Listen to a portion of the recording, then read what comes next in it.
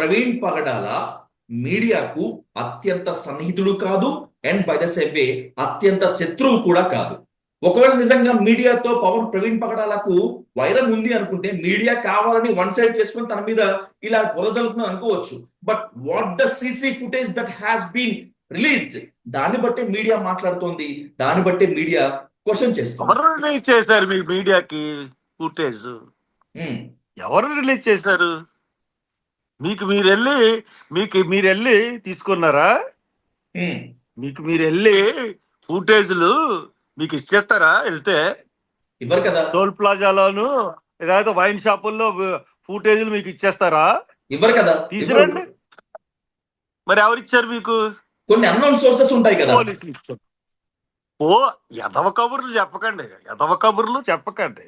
మీకు వీడియోలు కానీ పోలీసులు కానీ చేసిందంతా మీకు ఖచ్చితంగా చెప్తున్నారు. పోలీసులు మీకు ఇచ్చి మీతో అతన్ని చిత్రీకరించారు తాగుబోతు కింద. అందుకనే ఒళ్ళు మండిపోతుంది. అంతే. Right. IG officially stated and IG officially said that Praveen పగడాలది హత్య కాదు, ఇది drunk and drive and accident అని చెప్పి కేఏ పాల్ ఆంధ్రప్రదేశ్ హైకోర్టుకు వెళ్లారు. అండ్ బై ద సేమ్ మీరు కూడా పోరాడతారని చెప్పారు. మీరు ఇందాక ఒక మాట మాట్లాడారు హర్ష కుమార్ గారు, జెసికా పగడాల ఒప్పుకోకపోయినా సరే నేను ప్రవీణ్ డెడ్ బాడీకి రీపోస్ట్ మార్టం చేయిస్తాను అని. మీరు ఇప్పటికీ అదే మాట మీద ఉన్నారా? ఖచ్చితంగా ఉన్నారా? ఎస్. చాలా మంది and by the same Praveen Pagadala విషయంలో ఫ్యామిలీ సైలెన్స్ మీద కాస్త అనుమానాలు వ్యక్తం చేసినట్టు వాళ్ళందరూ కూడా ఇక్కడ మిమ్మల్ని మీకు ఇంట్లో ఫ్యామిలీ మెంబర్స్ ని చంపేస్తానంటే అలాగే ఉంటదండి. మీకేం తెలుసు? వాళ్ళు పడుతున్న వ్యధ దాక్కుని జీవితం గడుపుతున్నారు. మీకేం తెలుసు?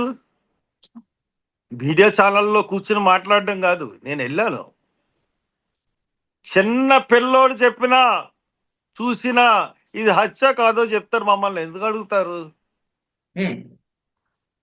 అని స్టేట్మెంట్ ఇచ్చారండి. కానీ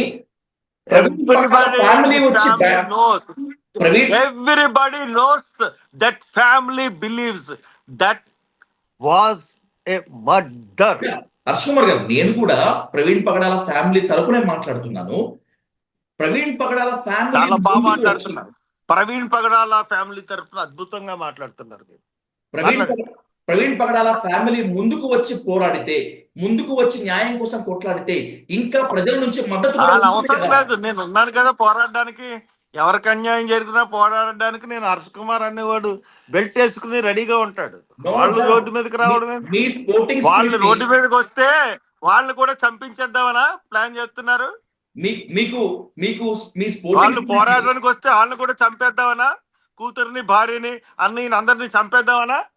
వాళ్ళని పోరాడడానికి రమ్మంటున్నారు. ఎవరికి వస్తారు? వాళ్ళు రారు. ఎవరు చంపుతారు? ఎవరు చంపిస్తారు? ఇప్పుడు ప్రవీణ్ పగడాలని ఎవరు చంపారో వాళ్ళే. రేపు మీరు కోర్టుకు వెళ్ళిన తర్వాత, కోర్ట్ బెంచ్ మిమ్మల్ని అడుగుతుంది వాట్ ఈజ్ యువర్ లోకస్ స్టాండీ అని. ఈ కేసుతో మీ లోకస్ స్టాండీ ఏంటి, మీ సంబంధం ఏంటని అడుగుతుంది. How will you answer Harsha Kumar గారు?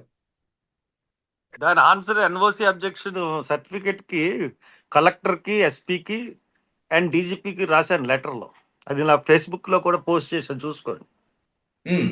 నాకు నో అబ్జెక్షన్ సర్టిఫికెట్ అడిగాను. నేను ఎవరిని అడిగాను? రిపోస్ట్ మార్టం చేయడానికి స్టేట్ డీజీపీని అడిగాను, ఎస్పీని అడిగాను, కలెక్టర్ని అడిగాను. వాళ్ళు ఎండోర్స్మెంట్స్ లెటర్స్ ఇచ్చేసారు, ఎండోర్స్ చేసి.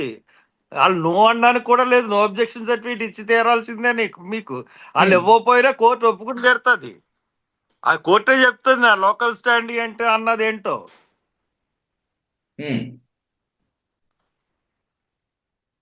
సో కోర్టు ద్వారా ఖచ్చితంగా మీరు అనుకున్న న్యాయము ఈ లీగల్ బ్యాట్ లో దొరుకుతుందని చెప్పి మీరు నమ్ముతారా? అది కోర్టుకి వెళ్ళిన తర్వాత దైవ నిర్ణయం ఎలా ఉంటుందో ఏం చెప్తామండి. సిబిఐ అలాగే సిఐడి లాంటి స్వతంత్ర దర్యాప్తు సంస్థలు దీంట్లోకి దిగితేనే ఇది హత్య లేకపోతే యాక్సిడెంటా అనేటువంటిది తేలుతుంది అనేటువంటి మెజారిటీ ప్రజల డిమాండ్ కూడా ఉంది. మీరు ఒకవేళ ఆ డిమాండ్ కూడా సమర్థిస్తారా? ఏమంటే సిబిఐ పెద్ద ఓడబాటు చేసిందా? సిబిఐ ఏమన్నా నీతివంతంగా ఉందా? నేను పొద్దున్న అన్నింటికి ఆన్సర్ చెప్పాను ప్రెస్ మీట్లో, మళ్ళీ ఆన్సర్ చెప్పాల్సిన పని లేదు. అయినా పాపం మీరు అడుగుతున్నారు కదా చెప్తాను. సార్. జగన్మోహన్ రెడ్డి బాబాయ్ కేసు దోషులు ఎవరినన్నా చెప్పిందా సిబిఐ? ఉమ్. 4-5 years చెప్పిందా? లేదు, ఇంకా తేల్చలేదు. ఎవరు ఒత్తిడి వల్ల చెప్పలేకపోతున్నారు? విశాఖపట్నంలో ఇంటర్పోల్ ఉమ్. విశాఖపట్నంలో ఒక నౌక, జర్మనీ అర్జెంటీనా నుంచి వస్తున్న నౌకలో ఇంటర్పోల్ సమాచారం ఇచ్చింది సిబిఐకి. దాంట్లో పెద్ద ఎత్తున కొకైన్ స్మగ్లింగ్ అవుతుంది చూసుకోండి అని. Jaganmohan Reddy chief minister of Andhra Pradesh పోలీసులు పంపించాడు, సిబిఐ వాళ్ళు వచ్చారు. సిబిఐ వాళ్ళు ఆ యొక్క కంటైనర్ సీజ్ చేశారు. దాంట్లో 25,000 కేజీల కొకైన్ పట్టుబడిందని సిబిఐ స్టేట్మెంట్ ఇచ్చింది. ఉమ్. దాని ఖరీదు 70,000 కోట్లు అని చెప్పింది. చెప్పిన తర్వాత దాన్ని సీజ్ చేశారు. ఆఫ్టర్ 10 months అది కొకైన్ కాదని సిబిఐ చెప్పింది. ఉమ్. అంటే ఎవరు ఇన్ఫ్లుయెన్స్ తో చెప్పింది? ఉమ్. ఎవరి ఇన్ఫ్లుయెన్స్ తో చెప్పింది? ఉమ్. ఎవరు వాళ్ళు చెప్పింది? The great prime minister of India influence తో చెప్పింది. ఉమ్. ప్రైమ్ మినిస్టర్ అన్ని వ్యవస్థల్ని మేనేజ్ చేయగలడు, న్యాయ వ్యవస్థను మేనేజ్ చేయగలడు, ఎలక్షన్ వ్యవస్థను మేనేజ్ చేయగలడు, మీడియాని మేనేజ్ చేయగలడు. Everything manage by the prime minister Modi. న్యాయ వ్యవస్థను కూడా మోడీ చేయగల సమర్థుడు. అంత గొప్ప నాయకుడు ఇండియాలో పుట్టలేదు. వ్యవస్థల్ని మేనేజ్ చేయగల సమర్థుడైన నాయకుడు ఇప్పుడు దాకా ఇండియాలో పుట్టలేదు. రైట్. ఒకవేళ మీరు చెప్పింది నిజం అనుకుంటే, అందరి పనులే ఆయనే చేయగలడు. ఏ రైట్. గవర్నమెంట్ రావాలో కూడా ఆయనే డిసైడ్ చేస్తాడు. ఎవరు సీఎం, ఏ పార్టీలో ఎవరు సీఎం అవ్వాలన్నా కూడా ఆయనే డిసైడ్ చేస్తాడు. కాబట్టి ఇవన్నీ మీకు తెలుసు, నాకు తెలుసు, అందరికి తెలిసిన రైట్ విషయం. హర్ష కుమార్ గారు, ఒకవేళ కనుక మీరు చెప్పిందే నిజం అనుకుంటే prime minister can manage anything, శాసన వ్యవస్థ కానీ న్యాయ వ్యవస్థ, ఎనీథింగ్, స్వతంత్ర దర్యాప్తు, ఎనీథింగ్. Yeah, okay. ఒకవేళ prime minister manage anything. Right. ఇప్పుడు యూరప్ దేశాల్లో యూరోపియన్ పార్లమెంటు మోడీకి వార్నింగ్ ఇస్తున్నాయి. రేపు కేసు ఏంటి? యాంటీ కన్వర్షన్ లా మీద కేసు. దాన్ని వాదించకూడదు ప్రవీణ్ పగడాల అని చెప్పేసి చంపేసింది గవర్నమెంట్. ఆ కేసులో ప్రవీణ్ దగ్గర ఉన్నంత సమాచారం ఎవరి దగ్గర లేదు. అతని వీడియోలు చూడండి. అబాలిషన్ ఆఫ్ హిందూ యాక్ట్స్, ఏ సంవత్సరంలో ఏ హిందూ యాక్ట్ అబాలిషన్ జరిగిందో అన్నది చెప్తాడు. చారిత్రాత్మక సాక్ష్యాలని చెప్పగల మేధావి ప్రవీణ్. అందు గురించే అందరూ లాయర్లు పెట్టుకున్నారు. ఈయన ఒక్కడే లాయర్ పెట్టుకుంటూ వాదిస్తే ఆ లాయర్లు పెట్టుకున్న వాళ్ళందరికీ లాయర్లు చెప్తారు ఇలాగని. ఇతని దగ్గర ఏ సమాచారం ఉందో తెలియక బెంబేలు పడిపోయి కోర్టులో కేసు పోతుందని చెప్పి ప్రవీణ్ ని చంపేశారు. Right. Motive of the case అది. ఈ రోజు ప్రెస్ మీట్ లో మాత్రమే కాకుండా ఇప్పుడు కూడా చెప్తున్నారు, డాక్టర్ ఈ పగడాల ప్రవీణ్ ఏ అడ్వకేట్ ని పెట్టుకోలేదు, అతని దగ్గర విస్తృతమైన సమాచారం ఉంది, చాలా మంచి నాలెడ్జ్, చారిత్రక వాస్తవాలు ఉన్నాయని చెప్పి.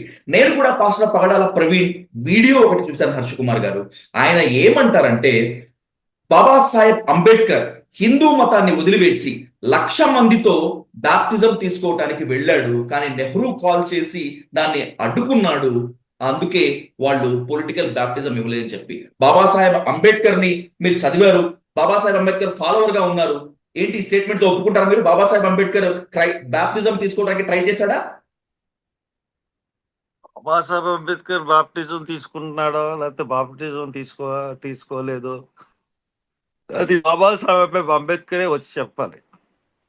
బాబాసాహెబ్ అంబేద్కర్ బాప్తిజం తీసుకున్నాడో లేదో మీరు నేను ఎలా చెప్పగలం?